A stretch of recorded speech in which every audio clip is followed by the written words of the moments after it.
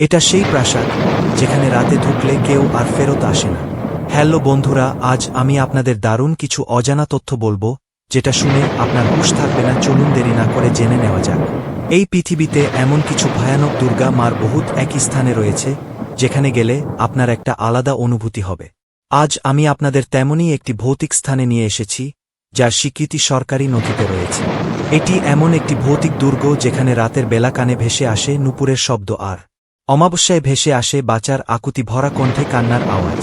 কিন্তু সেখানে গেলে কাউকে খুঁজে পাওয়া যায় না। এটি এত নির্জন একটি স্থান যেখানে দিনের বেলাতে গেলেও আপনার গায়ে কাটা দেবে। চারিদিকে পাহাড়, আশেপাশে একটি বাড়িঘর নেই, নেই কোনো কোলাহল। জায়গাটি এত নির্জন যে এখানে গাছ থেকে পাতা পড়ার শব্দ আপনি শুনতে পাবেন। এই পাহাড়টির আশেপাশে খুব কাছাকাছি আজও মানুষ বাস করতে পারে না। এই প্রাসাদটি এখানকার শেষ সীমান্ত, এরপরে আর কোনো বাড়িঘর নেই। আর প্রাসাদটির পেছনে পাহাড়ি ঠিক উপরে রয়েছে ঘন জঙ্গল। এত নির্জনতার মাঝে এখানে যে পুরনো আমলের বিলাসবহুল প্রাসাদটি রয়েছে, ওই প্রাসাদে ওই সময় থেকেই কেউ থাকতে পারেনি। কিন্তু কেন, কি হয়েছিল এই প্রাসাদে, কার অভিশাপে এই রাজপ্রাসাদ মুহূর্তেই পরিণত হল অভিশপ্ত অশরীরীদের আড্ডাখানায়? রাজা ভগবান তদাস মধু সিং এবং রাজকুমারী রত্নাবলীর সেই কাহিনী, যা আপনার শরীর শিউরে দিবে। পৃথিবীর সেরা যে 10টি ভৌতিক স্থান রয়েছে, তার একটি আজ আপনি দেখতে চলেছেন। ভারত সরকার স্বীকৃত এই ভৌতিক স্থানে সূর্যের রং টকটকে লাল হওয়ার পর কাউকে প্রবেশ করতে দেওয়া হয় না। এটি এমন একটি স্থান যেখানে দিনের বেলা পর্যটকদের আনাগোনা থাকে, কিন্তু রাত হলেই এখানে নেমে আসে রহস্যে ঘেরা গাঢ় অন্ধকার। স্থানীয়রা বিশ্বাস করেন গভীর রাতে এই কেল্লায় নর্তকীদের প্রেতাত্মার নাচ সহ নানান অতিপ্রাকৃত ঘটনা ঘটে, যা স্বাভাবিক মানুষের পক্ষে সহ্য করা অসম্ভব। বলছি ভারতের রাজস্থান রাজ্যের আলু আর জেলার অভিশপ্ত দুর্গের কথা, যেখানে আপনি দিনের বেলায় গেলেও এমন কিছু দেখতে পাবেন যার ব্যাখ্যা খুঁজতে আপনাকে ভাবতে হবে বারংবার। পর্দায় ভালো করে খেয়াল করুন, দূরে যে রাজপ্রাসাদগুলো দেখতে পাচ্ছেন, সেগুলো উঁচু পাহাড়ের উপর, আর সামনের এই স্থানটি সমতল এবং নিচু। অথচ খেয়াল করুন, এখানকার চেয়ে রাজপ্রাসাদগুলোই নিচু মনে হচ্ছে, কিন্তু প্রাসাদগুলো মোটেও নিচু জায়গায় নয়, সেগুলো অনেক উঁচুতে।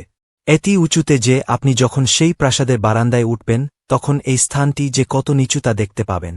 এখন খেয়াল করুন, এই ছবিটি প্রাসাদের বারান্দা থেকে তোলা। দেখুন ওই জায়গাটি এবার কত নিচু মনে হচ্ছে।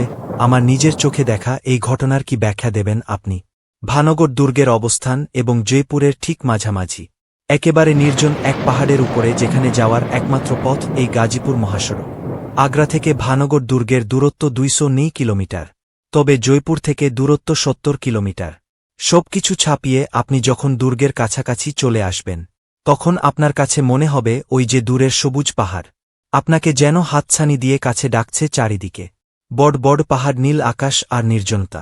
এখানকার এবং প্রাকৃতিক পরিবেশ আপনাকে মুগ্ধ করবে। তবে ধীরে ধীরে আপনি যত কাছে যাবেন, ততই অবাক হবেন। এই নগর প্রতিষ্ঠা করেছিলেন এখানকার রাজকুমারী রত্নাবলী। ছিলেন অসম্ভব সুন্দরী, যেমন ছিল তার রূপ তেমনি ছিলেন বুদ্ধিমতী। কিন্তু সিনথিয়া নামের এক প্রান্তিক রাজকুমারী রূপে পাগল হয়ে যায়। ওই তান্ত্রিক তখন কালো জাদুর মাধ্যমে রত্নাবলীকে কাছে পাওয়ার ফন্দি আটে। একদিন রাজকুমারী রত্নাবলীর দাসী যখন রাজকুমারীর জন্য বিশেষ ধরনের সুগন্ধি তেল আনতে যাচ্ছিল, তখন সেই তান্ত্রিক জাদুকর দাসীকে কায়দা করে মন্ত্র পড়া তেল হাতে দিয়ে দেয়। ওই স্পর্শ করবে, সেই তান্ত্রিকের কাছে চলে আসবে। জাদুকর এমনটাই ফাঁদ পেতেছিল। কিন্তু দেখি যখন তেলের শিশি দিয়ে বাড়ি ফিরছিলেন, তখন হঠাৎ তার হাত থেকে তা একটি বিশাল পাথরের উপর পড়ে ভেঙে যায়। ভাঙ্গা শিশির শিল তখন গড়িয়ে পড়ে পাথরের ওপর হলে পাথরটি তখন তান্ত্রিকের দিকে চলতে শুরু করে। জাদুমন্ত্র তাড়িত পাথরটি চলতে চলতে এক পর্যায়ে তান্ত্রিকের গায়ের উপর চেপে বসে এবং নির্মমভাবে তার পাথর চাপা এর মৃত্যু হয়। কিন্তু মৃত্যুর আগেই ওই তান্ত্রিক এখানকার রাজা এবং রাজকুমারীকে অভিশাপ দেয়। স্থানীয়রা বিশ্বাস করেন তান্ত্রিকের ওই অভিশাপে এক রাতের মধ্যেই এই প্রাসাদ সহ পুরো নগরের সবাই মারা যায়। কেউ কেউ বিশ্বাস করেন জাদুকর সিনথিয়ার অভিশাপে এক রাতে অটোমেটিক সবাই মারা গেছে। বিষয়টি তা নয়। প্রান্তিক মারা যাওয়ার কিছুদিন পর প্রতিবেশী রাজ্যের সঙ্গে ভাঙ্গনের ভীষণ যুদ্ধ বাধে। যুদ্ধে রাজপরিবার সহ গোটা ভানগড় ধ্বংস হয়ে যায়। এটি হচ্ছে এই রাজপরিবারের সুইমিং পুল বাড়ির উঠানে। বাড়ির আশপাশ টার্মিনালের পাশে এই জায়গাগুলো রয়্যাল ফ্যামিলি হিসেবে ব্যবহৃত হতো। এখানে বেডরুমের জিয়াদি নকশা, সেটি আজও রয়েছে। এখানকার রাজপ্রাসাদের ভেতর বাহির খুব ভালো। দেখলে এখনও বোঝা যায় যে এখানে যুদ্ধই হয়েছিল, কারণ যুদ্ধ যদি না হতো তাহলে প্রাসাদটি এমন ভাঙাচোরা অবস্থায় নিশ্চয়ই থাকত না। অর্থাৎ এক রাতের মধ্যে যদি অটোমেটিক সবাই মারা যেত তাহলে প্রাসাদসহ এখানকার প্রতিটি ইমারত থাকত অবিকল অক্ষত। রাজকুমারী রত্নাবলীর ঘটনা ছাড়াও আরেকটি ঘটনা কেউ বাহারান হওয়ার পেছনের কারণ বলে মনে করা হয়। অনেকের মতে রাজা ভজ গোবিন্দ দাসের পুত্র মাধু সিং এর জন্য যখনই কেল্লা তৈরি হচ্ছিল তখন বাধা দেন বালুনা থানা মেরা ক্ষমতাধর সাধু। কেল্লার পাশেই ছিল তার আশ্রম বলেছিলেন। কেল্লা তৈরিতে তার আপত্তি নেই, তবে এর ছায়া যেন তারা আশ্রম এর উপর না পড়ে, তেমন হলে কেল্লা সহ পুরো রাজবংশ কে ধ্বংস করে দেবেন বলেও হুমকি দেন তিনি। সাধুর কথায় গুরুত্ব দিয়ে মহসিন কথা দিয়েছিলেন কেল্লা সেভাবেই নির্মিত হবে, কিন্তু কেল্লা দাঁড় করানোর পর দেখা গেল দিনের বেলা কিছু সময়ের জন্য হলেও কেল্লার ছায়া বালুনাথের আশ্রমকে ঢেকে দিচ্ছে। ফলে যা হওয়ার তাই হল। খুব ভালো, নাথ কেল্লার সঙ্গে সঙ্গে গোটা ভানগর ধ্বংস করে দিলেন। বুলুটু এরপর থেকেই এই প্রাসাদে রাতের বেলা কখনো হাসি কখনো কান্নার আওয়াজ ভেসে আসে, কখনো ভেসে আসে নূপুরের শব্দ। কিন্তু তারপরও কেউ কেউ প্রশ্ন করেন সেখানে কি সত্যিই কোনো ভূত বা অশরীরীর দল আস্তানা ঘিরে আছে। একবার দুঃসাহসী এক পর্যটক এর দল এখানে রাত কাটাতে চেয়েছিল, তবে সন্ধ্যার পর ওই দলের 5 জনের মধ্যে 4 জনই সেখানে থাকার সাহস হারিয়ে ফেলে। কিন্তু একজন এই প্রাসাদের ভেতর এই রাত কাটানোর সিদ্ধান্ত নেয়। পরের দিন সকালে প্রাসাদের ভেতরে গিয়ে দেখা যায় সেই পর্যটক অর্ধমিত অবস্থায় পড়ে আছে। তখন বাকি 4 জন দ্রুত তাকে নিয়ে হাসপাতালে যাওয়ার পথে সড়ক দুর্ঘটনার শিকার হয়ে সবাই মারা যায়।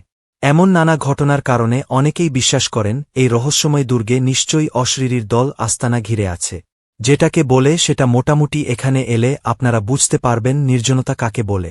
আর এই নির্জন জায়গায় আপনি যখন একা আসবেন তখন এমনি জায়গাটি ভৌতিক না হলেও বহুত কি মনে হবে, যেমনটা আমার এখন মনে হচ্ছে।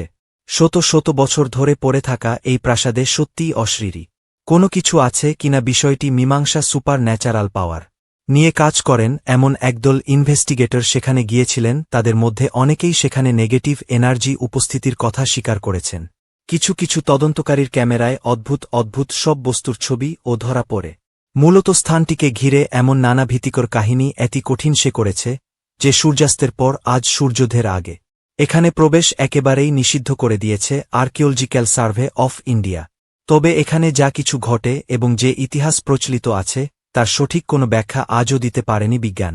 তাই এই রহস্যে ঘেরা ভাঙ্গড় এর পেছনের আসল কাহিনী আজও জানতে পারেনি কেউ।